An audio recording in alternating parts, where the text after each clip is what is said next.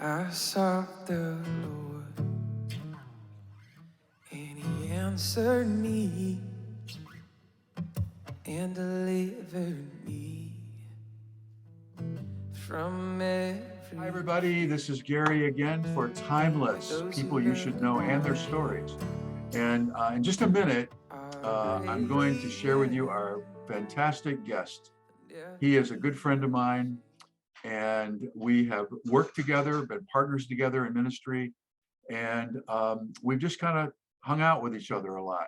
So we're going to get to that in just a minute. You're going to find out how special he is. But I just want to mention the fact that this is a very simple podcast about people.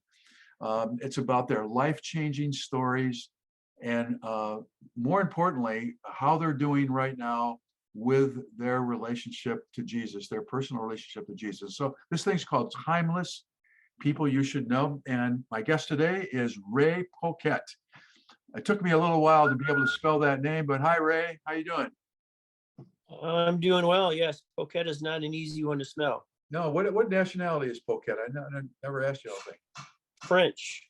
Oh, Poquette. Oh, yes. I'm told it's supposed to be pronounced Poquette. Poquette. Mine is de Cloutier. It is also French. So, well, there you go.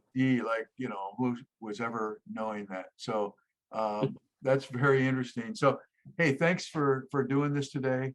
I think probably the most important thing I want to ask you is this one. Well, it's not the most important one, but what gets you up in the morning, Ray? I think I have an idea on this one, but I know you have a lot of things going right now, and we're going to talk about that in a minute. But what gets you out of bed every day?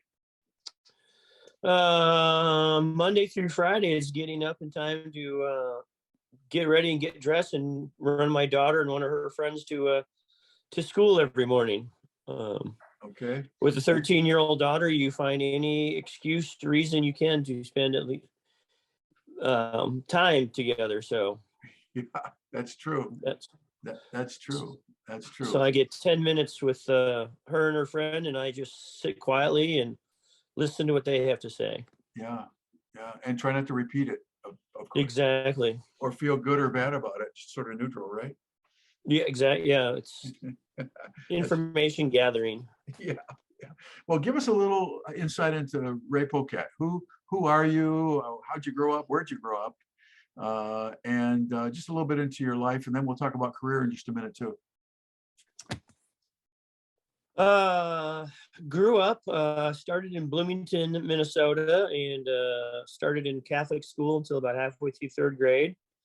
Then we moved out to a western suburb of Minneapolis and did public school. Did that, and then went off to college in Seattle. I looked at Seattle Pacific, Wheaton, and Trinity College. And then I realized that growing up in Minnesota, this might be the last time I get to freely choose where I live for a while going off to college. So I thought a Seattle climate sounds nice. So spent 4 years out there, moved back to Minneapolis, and then did a bunch of coaching. And what else did I have done? I've taught at the high school level for several years and coached at the high school and college level, and done a myriad of jobs. Worked for you for a while, with you for a while, and right now a friend of mine and I started a remodeling construction business about a year ago. Okay. How's that going? Great. It's fun. We have a good time, and it's nice because I'm kind of trying to migrate with having 2 kids and a wife, trying to migrate more to 9 to 5 Monday through Friday kind of job, and a little bit away from coaching, which is typically nights and weekends. Yeah. So let's talk about your careers just a little bit. You mentioned in passing you coached. Where did you coach? And I mean, you did some regional stuff too. I know, led some of those programs in Minnesota. Yeah, I had the chance of running a couple state soccer associations in Minnesota and Tennessee, and then coach at some Division III type schools. Coached at a couple private schools, high schools down in Memphis. What else? Now I'm coaching for a local competitive soccer club. and have had the opportunity of coaching my daughter, who is now, what is she, U15 and is U14 and playing on a U15 team. And so we've been doing that together since she was 6 or 7 years old. So Yeah. what happens when she stops playing? Are you gonna stop coaching, or what are you thinking? Who knows? Maybe she'll sign that $1.1 million contract that Trinity Rodman just signed yesterday. Yeah. Over 4 years. So then I can just retire and buy an RV and follow her around the country. Oh, that's hilarious. That would be the life. You've also had some stints in ministry, though. Tell me about some of those. Gosh, I've worked at about 3 different churches, from a big mega church down to smaller churches with 100 or so people on a Sunday. I volunteered for Young Life for a couple of years. Worked with you for Victory Sports for a couple of years. What else have I done? I'm sure there's 1 or 2 more things in there somewhere, but yeah. Well, you've held some different roles. You've been, I know you did some sports in Tennessee, some sports ministry. Yep. So that was what, a couple of years or 5 years? How long was that you did sports ministry in that church in Tennessee? Gosh, that was almost 9 years. 9 years. Wow. About 8.5 years. It was a very big church, and so we had our own dozens of soccer teams and baseball teams, and we even had a tackle football program that we started up. Had some ex-professional players in the congregation, and they promised me that they could run a football program. So we talked ourselves into the local middle school football league and played middle school teams. Wow.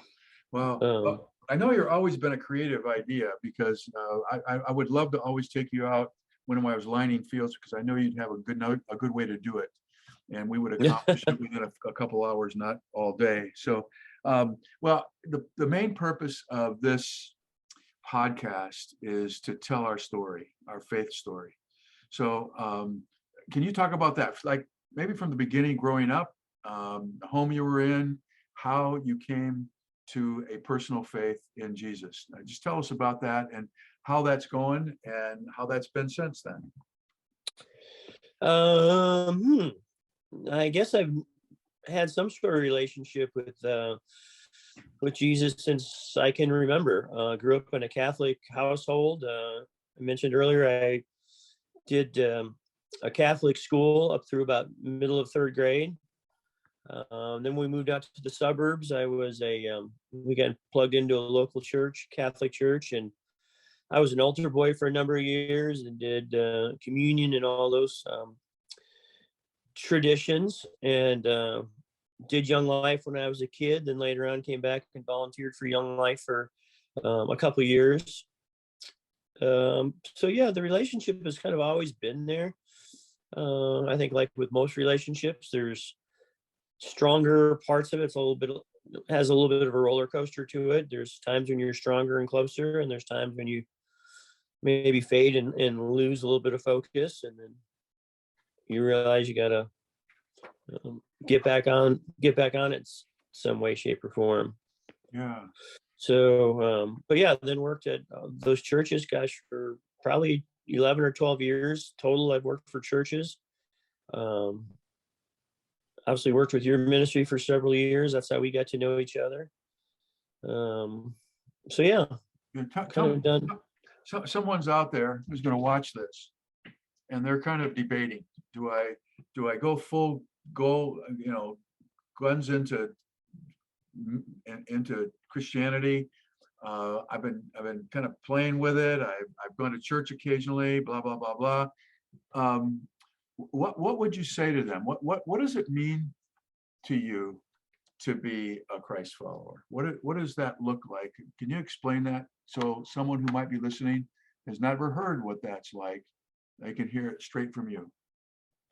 Well, I like your term of Christ follower, having worked in churches, you've grown up in the church and working for church institutions for so long. I think sometimes we get caught in the religion of it and we forget that it's a relationship. It's a personal relationship. It's Christ follower. That's why I like your phrase, Christ follower, because it's really just choosing to live, to follow somebody.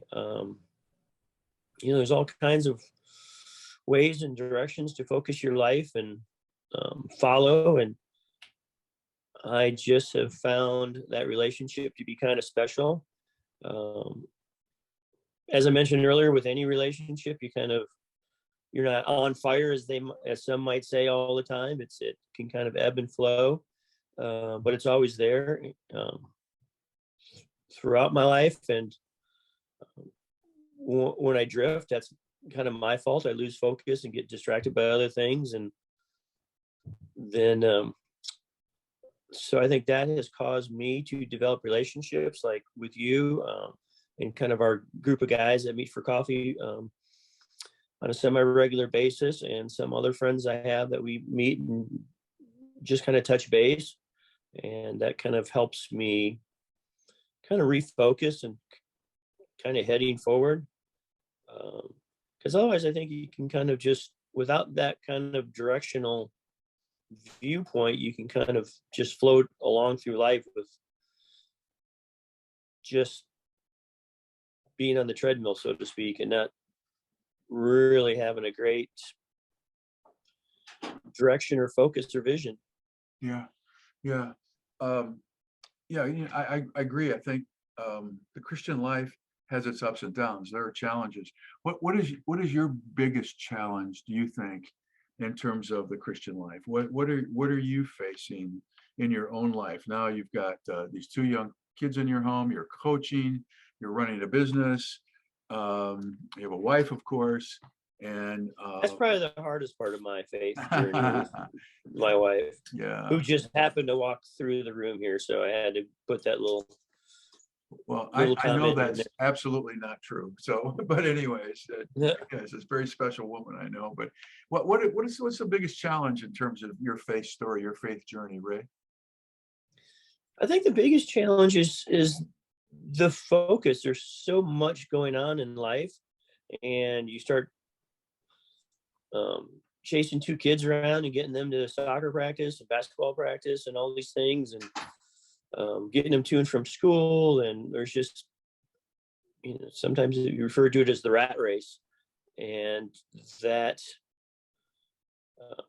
can be distracting, and you lose what's most important. I think you and I have talked about one time, there's you can do a lot of good things, and which take up your time, and you lose focus on doing the great things.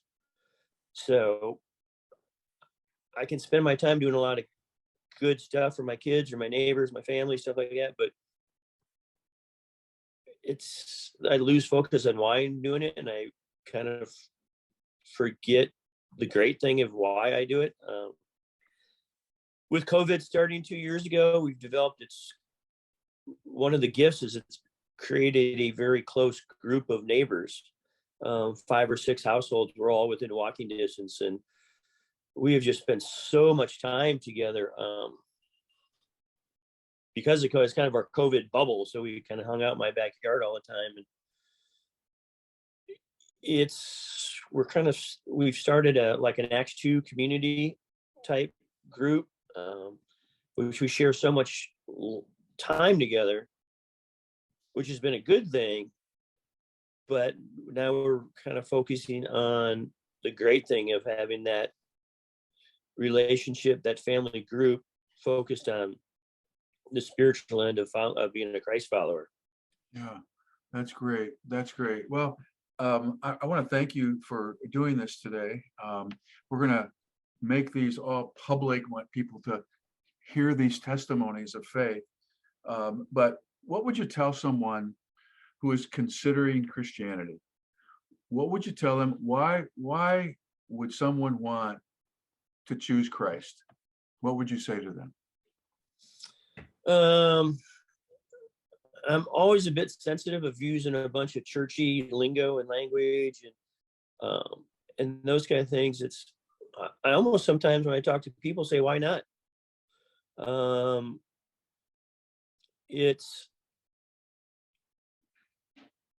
it's just been a special relationship, a special focusing aspect of my life.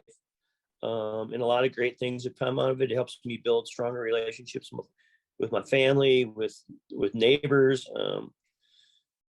In the last 2 nights we spent with the neighbors, 3 or 4 families, and I mean, it's just now that we're kind of focusing on the spiritual end of our relationship, it just gives it a whole different, deeper focus. Makes it so much richer.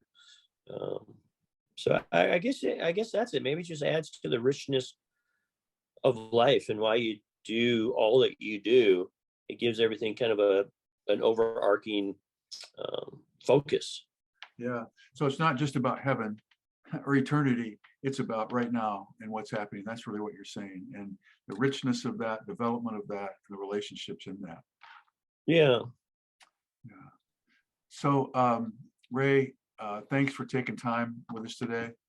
I'm so grateful for our friendship.